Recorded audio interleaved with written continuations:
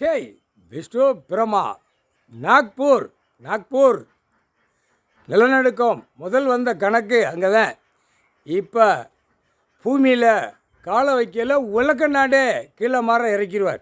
சோழி முடிஞ்ச இப்போ அரசியல்வாதி தப்பு செஞ்சதை உலக நாடு எல்லா வெளிநாட்டிலையும் நொறுக்கிடுவார். அடிபட்டே சாவான். அப்போ உடம்பு அப்படியே ரணவழி துடிக்க விடுவார். அரசியல்வாதி உலக நாடை இப்போ முடிச்சிருவார். 170 நாடையும் கீழே மாற இறக்கிடுவார். சோழி முடிஞ்சு போகும். முக்கால் சத்தியம். போர்க்கழகத்தில் தூக்கி துப்பாக்கியும் குண்டு பாம்பு தெரியுமா? எலுமிச்சம்பழம் கனி பாம்பு இங்கேருந்தே எறிவார். தாய் இந்தியா நாடு தமிழ்நாட்டில் அம்புட்டும் பக்தனும் சோழி முடிஞ்சான். ஒழுங்காக பொத்தி போ, கோயிலில் போய் ஆடாத, எதையுமே நீ தொட்டாலும் அங்கே நாங்கள் கிடையாது அப்படின்ட்டார். கைலாசத்தில் நாங்கள் உட்காந்து கணக்கு போடுதோம், கணக்கை முடிக்கணும். ஆனால் மண்டையில் ஏற்ற விட மாட்டார். கைலாசத்தில் போட்ட கணக்கு மானிட பிறவிக்கு கணக்கு ஏற்ற விட மாட்டார். இன்று நாள் எல்லா நீதிமன்றத்திலேருந்து வெளியே தப்பிச்சு போகிறான், ஓடுதான் ஆடுதான். நீதிமன்றத்தில் இப்போ இன்னைக்கு நாள் தூக்கி வீசி எறிதார். என்னது? எலுமிச்சம்பழம் கனி பாம்.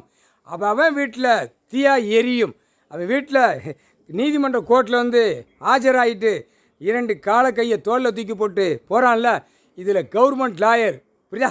இந்த பூமியை கவர்மெண்ட் வச்சு அசிங்கம் பண்ண குடும்பம் பூரா தீ மாதிரி எரியும். தீ மாதிரி எரியும்.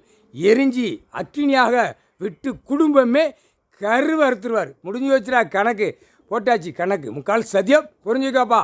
இன்று நாள்லேருந்து நீதிமன்ற கோர்ட்லேருந்து தப்பாக கணக்கு வழக்கு ஆடுறது போகிறது வர்றது எரிச்சலில் விடுவார். உடம்பு எரியும். ஆணுக்கும் பெண்ணுக்கும் நீதிமன்ற கோர்ட்டு தலைவாசல் தான்.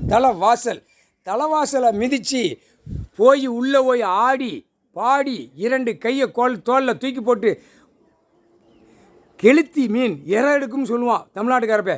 அந்த மாதிரி இறையை எடுத்துகிட்டு தின்னுட்டு கொளுத்து மப்பேறி போய் ஆணும் பெண்ணும் அகம்பாத சேட்டையில் போகுது. இப்போ எல்லாமே எரிச்சலில் விடுவார். முக்கால் சத்தியம்.